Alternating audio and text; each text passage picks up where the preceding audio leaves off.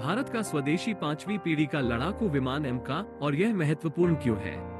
एमका मौजूदा चौथी पीढ़ी के एलसीए लड़ाकू विमानों को टक्कर देने वाला है। इसकी खासियत इसकी स्टील्थ विशेषताएं हैं। अमेरिका, चीन और रूस ही अभी तक 5वीं पीढ़ी के लड़ाकू विमान बनाते हैं।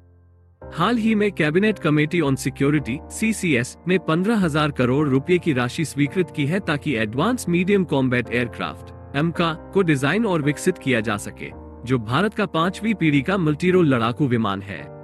एरोनॉटिकल डेवलपमेंट एजेंसी (ADA), रक्षा अनुसंधान और विकास संगठन (DRDO) के तहत इस कार्यक्रम को कार्यान्वित करने और विमान को डिजाइन करने के लिए नोडल एजेंसी होगी। इसका निर्माण सरकार TAN एरोनॉटिक्स लिमिटेड (HAL) द्वारा किया जाएगा। यह विमान भारत को उन चुनिंदा देशों के समूह में शामिल कर देगा जिनके पास अपना खुद का 5वीं पीढ़ी का लड़ाकू विमान है। एमका की विशेषताएं: स्टील्थ: ये 25 टन का ट्विन इंजन विमान, जो भारतीय वायुसेना के बेड़े में अन्य लड़ाकू विमानों से बड़ा होगा, में दुश्मन के रडार द्वारा पता लगाने से बचने के लिए अत्याधुनिक स्टील्थ विशेषताएं होंगी। AMCA के परियोजना निदेशक डॉक्टर कृष्ण राजेंद्र नीली ने कहा कि यह विमान दुनिया भर में उपयोग किए जाने वाले अन्य 5वीं पीढ़ी के स्टील्थ लड़ाकू विमानों के बराबर या उससे भी बेहतर होगा। ईंधन और हथियार: विमान में 6.5 टन क्षमता का एक बड़ा छुपा हुआ आंतरिक ईंधन टैंक होगा और कई तरह के हथियारों के लिए एक आंतरिक हथियार क्षेत्र होगा, जिसमें स्वदेशी हथियार भी शामिल हैं, जिन्हें इसके पेट में दबाया जाएगा। इंजन: एमका MK1 वेरिएंट में 90 किल न्यूटन (kN) वर्ग का US निर्मित GE 414 इंजन होगा, जबकि अधिक उन्नत एमका MK2 DRDO के gas turbine research establishment (GTRE) द्वारा स्वदेशी रूप से विकसित अधिक शक्तिशाली 110 किलो न्यूटन इंजन पर उड़ान भरेगा। किसी विदेशी रक्षा प्रमुख के सहयोग से भारत दुनिया के सबसे बड़े विमान इंजन और संबंधित उपकरण निर्माताओं में से एक फ्रांस के सैफ्रन के साथ लड़ाकू विमान के इंजन के विकास के लिए रोडमैप को अंतिम रूप देने के लिए बातचीत कर रहा है। एमका में हवा के प्रवाह को नियंत्रित करने के लिए एक डाइवर्टलेस सुपरसोनिक इनलेट और रडार उत्सर्जन से इंजनों को बचाने के लिए एक सर्पिन वायु इंटेक डक्ट जैसी अन्य विशेषताएं शामिल होने की संभावना है। एमका क्यों खास है? एमका को विकसित करने पर चर्चा 2007 में शुरू हुई थी। प्रारंभिक योजना रूस के साथ मिलकर 5th generation fighter aircraft (FGFA) कार्यक्रम के तहत विमान को संयुक्त रूप से विकसित करने की थी। हालांकि भारत 2018 में FGFA परियोजना से हट गया। एमका भारत का स्वदेशी 5वीं पीढ़ी का लड़ाकू विमान होगा। स्वदेशी लाइट कॉम्बैट एयरक्राफ्ट (LCA) तेजस एक 4.5 पीढ़ी का सिंगल इंजन मल्टीरोल विमान है। 5वीं पीढ़ी के लड़ाकू विमान को मौजूदा चौथी पीढ़ी से अलग वाली चीज मुख्य रूप से इसकी स्टील्थ विशेषताएं हैं। विमान में कम विद्युत चुंबकीय हस्ताक्षर होगा, जिससे दुश्मन के रडार के लिए इसका पता लगाना मुश्किल हो जाएगा। साथ ही इसमें शक्तिशाली सेंसर और नए हथियार होंगे, इसलिए ये दुश्मन के विमानों के हस्ताक्षर को पंजीकृत करने और उन्हें नष्ट करने में सक्षम है।